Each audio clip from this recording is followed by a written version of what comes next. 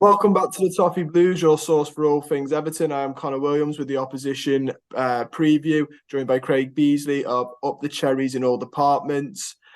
First of all, mate, welcome to the channel. Pleasure to have you. Yeah, thank you so much for having me on, Connor. We'll start with your overall thoughts of Bournemouth so far this season. Obviously, return to the Premier League. Mhm. So when we first started our first game against Aston Villa, we didn't have very many high hopes, to be honest. The main reason being is because we were lacking um, a defender. We was looking for a defender. We was hoping that Phillips was going to come back from Liverpool. That never materialised. So we started off with Chris Metham, and I will hold my hands up, to be honest, Connor. I personally didn't think he was going to be up to the Premier League standard. However, um, he's been one of the stars of our season so far, and he really put in a good shift against Villa. We got the 3 points. Then we had 3 games against the big boys. So we had Man City first. We got beat 4-0. Probably the best of the 3 performances in all respect. Um, we stopped Haaland actually scoring. We're only one of 2 sides to actually do that this season. And, I was quite optimistic, even though we had been beaten 4-0. The following game, we played Arsenal and we were beaten 3-0. But it was the manner that we went 2-0 down in the first 10 minutes and we just gave them too much respect. We stood off them. Scott Parker didn't really seem to know how to turn the game at all. The Saliba goal at the end, we couldn't really do much about that. But of course, the third game, which I'm sure a lot of Everton fans know about because it was just over the other side of the park, unfortunately, against that lot. We went 2-0 down in the first 6 minutes and got annihilated, put nicely, 9-0. We just weren't at the races. I think a lot of championship sides would have beaten us that day. Liverpool, to be fair to them, were very good. But at the same time, we just played so poorly. And I actually had a conversation with Chris Sutton and Robbie Savage on the way home on 606. And I said that Scott Parker had to be sacked because of the comments he made after the game. The comments were that he didn't feel the squad was strong enough. So, of course, we've got a very young team. And Adam Smith is our oldest. I think he's 33 years old. It would have been a bit of a hammer blow to them to hear that from their own manager. The board made the right decision and brought in Gary O'Neill. And after that, results picked up. And we went the longest unbeaten out of anybody since that Liverpool game. So I've been very impressed with the work Gary O'Neill's done. We are on 4 straight defeats in the Premier League. The first coming up against Southampton. Second, the West Ham one. It was a tale of 2 VAR decisions. And yeah, it's been a little bit disappointing. It has been a little bit disappointing since we've, of course, was 2-1 up against Spurs, got beat 3-2, and against Leeds, 3-1 up, got beat 4-3. So that might indicate why Gary O'Neill might not get the job. Personally, I think he's a young coach. He's learning his trade. He is still a temporary manager, even though he's been in charge for over 10 games now. And I think some of the managers that have been mentioned, Sean Dyche plays a completely different way to how Bournemouth do. We play it on the floor. We play attractive football. We're not long ball merchants. I know Sean Dyche has come out and said he would adapt, but then again, he will say that because he's out of the job. The other managers that we're after, or have been rumoured anyway, Kjell Knutson, who is at Bodo Glimt, has been mentioned. My question mark around that, and he seems to be the strongest candidate for the job in everybody's minds, is that the Norwegian league isn't particularly very strong. And it take a lot of work to go from managing Bodo Glimt to managing Bournemouth, who we're not going to kid ourselves. We're one of the smallest clubs in the Premier League. Well, we are the smallest club in the Premier League, I should say. But that relegation battle, Rafa Benitez has also been muted. I don't know how true that is. One I threw out there yesterday when we did our podcast show was Carlos Corberán. Now, he's just recently taken a job at West Bromwich Albion, but he did a very, very good job at Huddersfield. And look at where Huddersfield are this season since he's left. So if I was in Bill Foley's hot seat, the new owner, that would be the sort of man I would be going for. Interesting. I was gonna ask you about O'Neill and sort of if you'd go with a permanent person. A couple of the names there are obviously familiar. Knutson I think he was linked with the Brighton job, wasn't he? He seems to be linked a couple of times with a certain team, shall I say, a certain style. I don't think Brighton's style is far away from what Bournemouth are hoping to replicate. Like you said, ball on the floor, attractive football. I don't think that they're two massively different passing styles and play styles. On behalf of all Everton fans, I'd swerve Rafa Benitez immediately.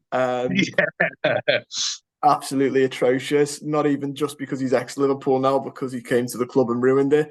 And interestingly enough, Sean Dyche is constantly linked with Everton. He is one of the names a couple of fans are now deciding we might take as a fan base if we do sack Lampard, just because even his defensively regimen, I think his style of football actually would suit the personnel Everton have. There's no point having the likes of Calvert-Lewin and Dwight McNeil if you don't have a manager that's going to use them to their assets, which is one's a great header of the ball, the other's a great crosser. But Knutson does seem to be I'm going to say the flavour of the month type of thing. Glint have done well in Europe. It seems like a Premier League job is beckoning him very, very soon. You mentioned roughly about Mepham.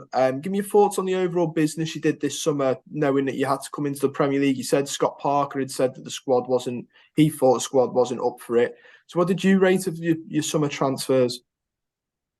I wasn't overly struck when we made the signings we did.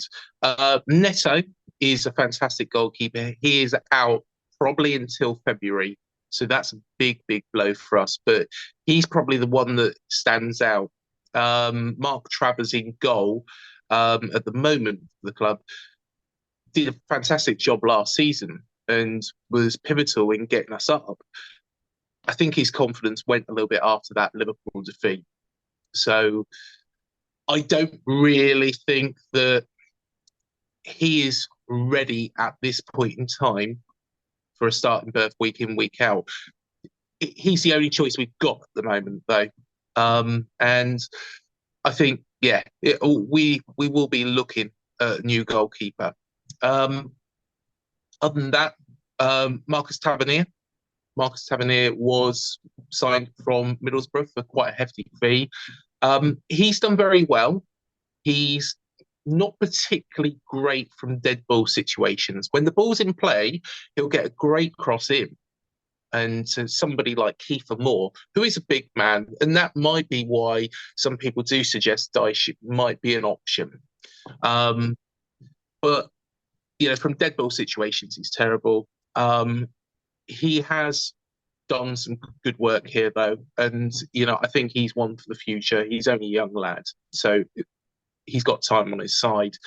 Joe Rothwell, we haven't really seen much of.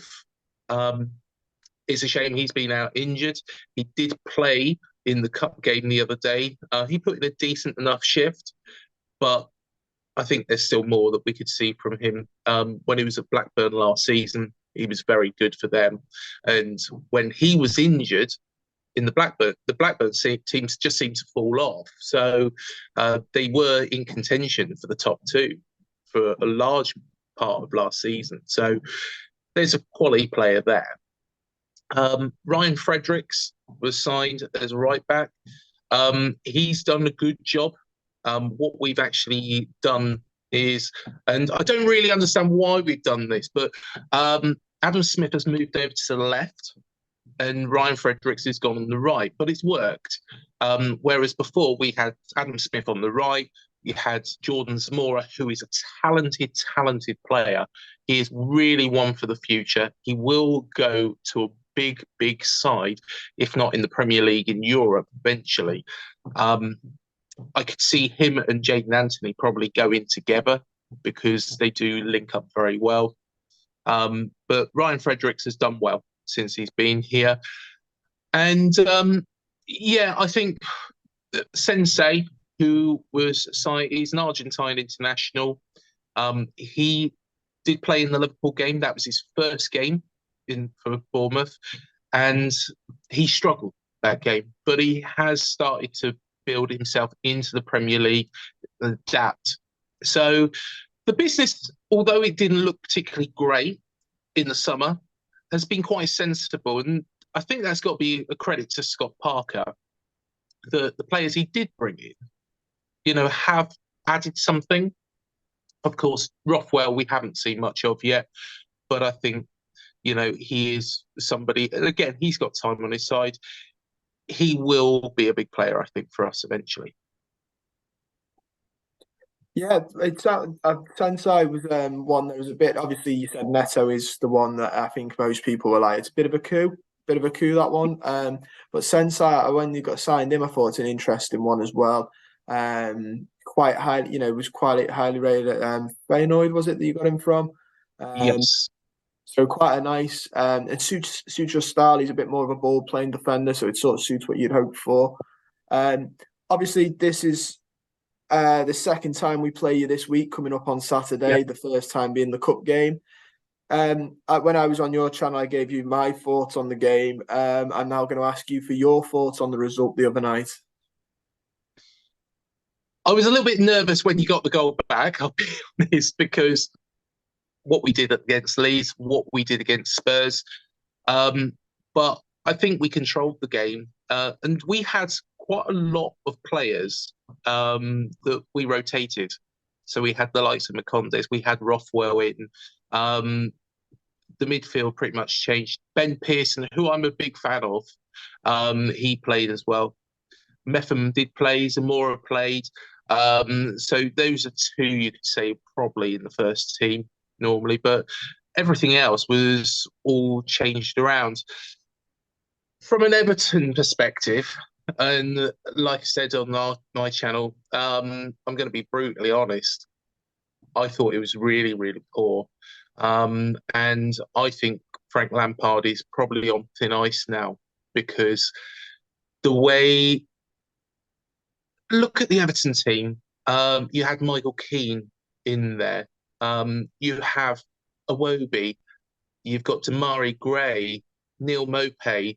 Although Neil Maupay, he's always done quite well against us on the pitch, but I think there probably was a reason why Brighton did sell him.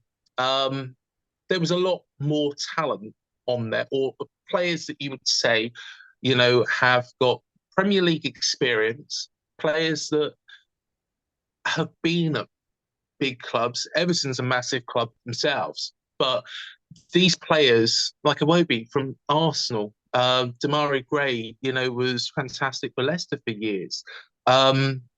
Decore as well. So I expected when that team was announced and when I looked at the Everton team, I thought we're in for a tough night, but I just don't see how they didn't link up. Are we going to see a different Everton team? I'm guessing Everton fans are hoping on Saturday. But, based on what I saw on Tuesday night, it was a really poor showing from Everton. You can only really beat what's in front of you. But, I think that Frank Lampard's time is probably coming to an end at Goodison Park. Yeah, it's looking a bit bleak. A lot of our fans are calling this a little bit like D-Day for him. This is the one where he needs to pull it. I don't know if it's. I personally think the board will end up sticking with him. Give me we'll start with Lampard actually because we've spoke about him. What are your thoughts on him as a manager? Obviously, you said he might, if this is sort of could be his last roll of the dice. What do you think of him as a manager from what you've seen so far? And what do you think of our season as well? I'll throw that one in as well. What do you think of our season so far? Yeah, of course. So Frank Lampard started off at Derby and, did well, got them into the playoff final. Of course, Derby were spending money for fun at that point. Rooney was on board, and I can't remember the name of the guy who was there beforehand, but they did spend a lot of money, both in his predecessor's role time and also in Frank's time there. Um, don't get me wrong, the Championship is a very difficult league to get out of, but in hindsight, should he have done better with that squad? You would have thought, yeah, probably should have got Derby into the Premier League. Of course, the Chelsea job come beckoning, and of course, Frank Lampard spending so long at Chelsea, I thought it was a good fit. But I think it was there that you saw his frailties. He didn't get the best out of players. He had the passion for the club. He's got the passion for Everton as well. You can tell that in his interviews, which is what makes it quite sad why he's not done so well. He just didn't have any. He just didn't get the best out of those players. And since joining Everton, Everton did get, of course, very, very close to European places under Carlo Ancelotti. Of course, Rafa Benitez come in and messed everything up. But still, with that squad at his disposal, he should be doing a lot, lot better than what he has. Last season was, well, it was a close shave, and it should never have been a close shave for a club like Everton. And you think at that time you had Richarlison as well in the squad. So as a player, he was a fantastic player. Nobody can take that away from him. But as we've seen many times throughout the years, just down the road at Portsmouth, Tony Adams was their manager for a time, and it was an absolute car crash. Tony Adams, great player again. Great players don't always make great managers. Look at Eddie Howe, for example. Eddie Howe had a very quiet career on the face of it. Down here at Bournemouth, he went to Portsmouth for a little while. He's always suffered from injuries. But what he's done as a manager, of course, he's an Everton fan as well. What he's done as a manager is phenomenal. So it goes to show Graham Potter's exactly the same as Eddie Howe, for example. Yeah, Jose Mourinho as well wasn't a gifted player. One of the greatest of all times as a manager. Yeah. And then you could argue, even Gerrard, fantastic player, as much as that pains me to say.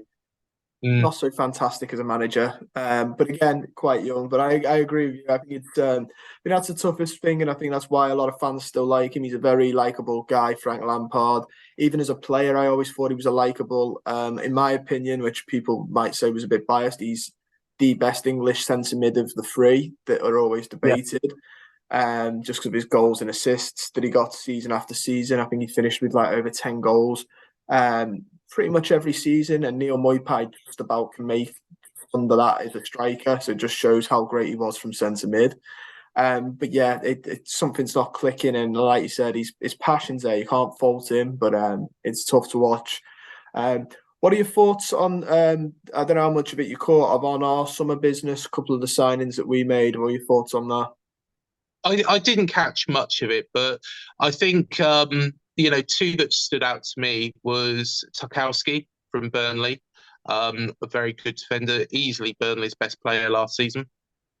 And the one that surprised me was Connor Cody, actually signing for Everton, because he'd done fantastically well at Wolves, and you would have expected him to stay there. He was loved by the Wolves fans, and Yeah, that was some very, very impressive business, especially at the back. And those two have tightened Everton up defensively. I think the problem is, and like you said the other day, is going forwards. Yeah, we definitely need. I mean, now with the reports, Calvert-Lewin's got all three injuries at once. That obviously we're blessed with the 6 week gap that's about to come for the World Cup, so that's a blessing in disguise. But fans are now arguing we actually need a striker again, and one that's more built for Calvert-Lewin's attributes and not Neil Moipai, which is what made the signing even more bizarre. He's not a like for like. But yeah, creative midfield, I wouldn't go amiss in this Everton side. So Bournemouth, we obviously we played you in the week, but like you said, and like it was pretty obvious to see, it wasn't your strongest side. It was a rotated side. I imagine, I hope both sides. I imagine you are. I hope we put out our best side this time in the league. Who's the danger man for Bournemouth when everybody's playing? You know, the 11 you expect. Who's the danger man? I would say Phil Billing is, very, very good in centre midfield. He's not particularly for a massive guy, and he is really, really big. He towers over me. He's not very good in the air. However, he's very, very skillful. He can pick out a pass. Some of the link-up play with Solanke is fantastic to watch. Something that we've never really seen at times. I would even dare to say that it's better than the link-up play between Ryan Fraser and Callum Wilson. I think he is probably, the key man in the centre of midfield. He is a confidence player. When he's not confident or when his head's down, you can see it on the pitch. The Leicester game is a great example of that, where he started, he was very, very sluggish, didn't really know what was wrong with him, just didn't seem to be in the headspace. But as soon as he did what he did against Leicester, you know, picked himself right back up, and he was a player that we hadn't seen for the previous hour in that game. So he is one of those players where if his head goes down or something happens, then you don't see the Phil Bill that we, have grown to love here. The other player I would say is, of course, Dominic Solanke. He's a great forward. Lerma's a tough tackle in midfield. So I think it's between those two. The other player that you really have to watch, he will get very stuck in. He didn't, of course, play on Tuesday night. Neither of them did. Well, Phil Bill did neither. So those three are really going to be pivotal to whether or not we can stay up or if we eventually go down. I also saw Tavernier as well. Got a couple of assists, hasn't he? He's a bit in form at the minute. Last couple of games. Yeah, Yeah, I'm a little bit concerned on him. I take it he's got a decent whip on him. he has, but when the ball's in play, when it's a dead ball situation, like we were saying, Connor, his crossing, I don't understand why he was being put in charge of taking corners or free kicks. Lewis Cook is a lot better crosser of the ball from dead ball situations, and he's a lot smaller than Tavernier. Um, so he would make more logical sense. And we did start to see that against Leeds. We did start to see that against Spurs, where Lewis Cook was taking free kicks and corners. And I'm hoping that Gary O'Neill's realised that, he's a great crosser of the ball. He does provide a lot of assists, like you say, Connor. However, from a dead ball situation, if say, for example, Tavernier has a free kick in a good position on Saturday, don't panic.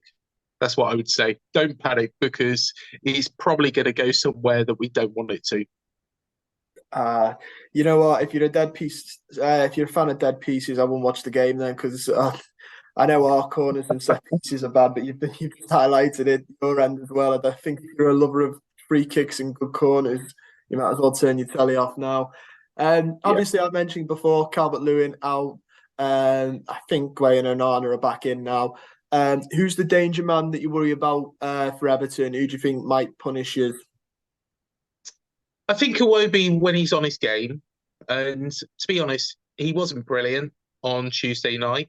My the guy who's on my channel as well with me, Matt, he thought he was Everton's best player, but I think when he's on his game, he does perform very very well. Um, I would say Calvert-Lewin is a quality player. He's fantastic. Um,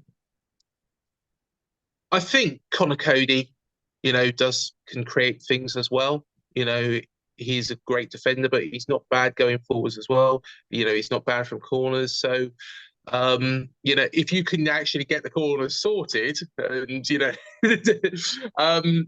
could well get on the end of one of them. So, like I say, you look at Everton's team, and you would expect Everton to be doing a lot better than where you are. And I think a lot of that has to fall down to Frank Lampard, as nice as he is. I think he's in the last chance saloon, and I would not be surprised if Bournemouth was to win on Saturday that he'd be out of Goodison and somebody else would be taking charge after the World Cup. Yeah, like I said to you the other day on the channel, I think it's especially with obviously you guys as well. It's sort of the same. If you don't think O'Neill's going to get it, you won't get a better chance to hire a new Saka manager / hire a new manager than after this weekend, because you've essentially got pre-season again, which is a fantastic opportunity for any manager that walks in. So I do think that you'd hope that that's something the Everton board will consider, because that's logical. But as Everton fans know, logic and this board aren't always two things that marry well together. So give me your likely lineup then, because like I said, it was. I assume we won't be seeing the same lineup on Wednesday. So give me who you think you'll line up with. So I think Mark Travers will be in goal unless Neto makes a miraculous recovery, which isn't going to happen. I think left back will have Adam Smith. I think in the centre there, although saying that, Metham, I believe, is suspended for this game. So we'll have Sensei and possibly Jack Stevens, who's on loan from Southampton. On the right-hand side, I think Ryan Fredericks will probably get the nod. In that centre, you'll have Lewis Cook, you'll have Phil Bill, and of course, you'll have Jefferson Lerma. And it's a question mark whether or not he'll go with Kiefer Moore up top with Solanke. If he does it, we might just play through the middle. And probably Tavernier just in a bit of a pairing, and then Moore just playing off Solanke so he can nod the ball down to Solanke's feet and Solanke can do something with it. I think Solanke is pivotal because what he will do is he'll also get other players. He's not a greedy forward. He will get other players involved. If he's in a position which looks particularly tricky, he'll actually look at who else is around and pull it back for Phil Bill. That's why he probably doesn't score as many goals as we'd expect him to, but also he creates a lot of goals as well. So he's a very, very good forward. Of course, he is former Liverpool as well, unfortunately. But but I think somebody will probably come in for him if he continues what he's doing. Nice. I've got one final question for you. It's one you asked me on your channel. It is the score prediction. Yeah, what do you think the score prediction is going to be? I'm going to stick with my original, which I believe, if I watch it back, but I believe it was 2-1. I think it'll be tougher to get through Everton than it was against Leeds. and even in fact Spurs. However, it's the threat that you give up front. And I think we've got enough in us to grab two, even though you're going to have Connor Cody there, you're going to have Tarkowski there. It's going to be a completely different side. But I think you'll get one as well, even though the goal scoring record isn't particularly good. I think you'll still get one anyway. So yeah, I'm going to go 2-1. What do you think? I think it's going to be a draw. I can't see us, and I can't tell if it's a draw with some goals in or it's a 0-0. Like I said, you're a team that have been shipping goals, but we're a team that can't score them.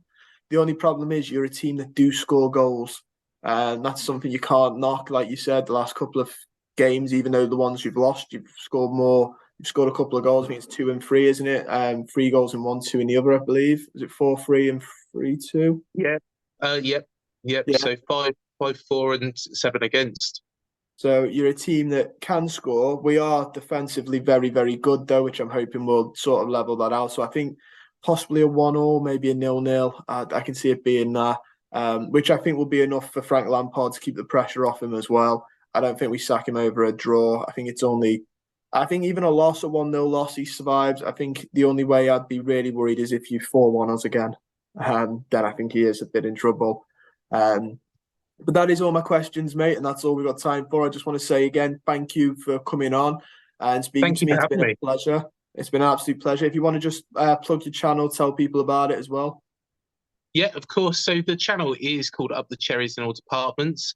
So it can be found by typing in UTCIAD on YouTube. We're also on Twitter, Instagram, all those social media. We've even got a Facebook page as well. So do come check us out. We've got interviews with former players on there as well. So we've had Steve Cook, we've had Harry Redknapp as well, Steve Fletcher. So we've got some big names on there as well. So yeah, please do check us out. That's brilliant, mate.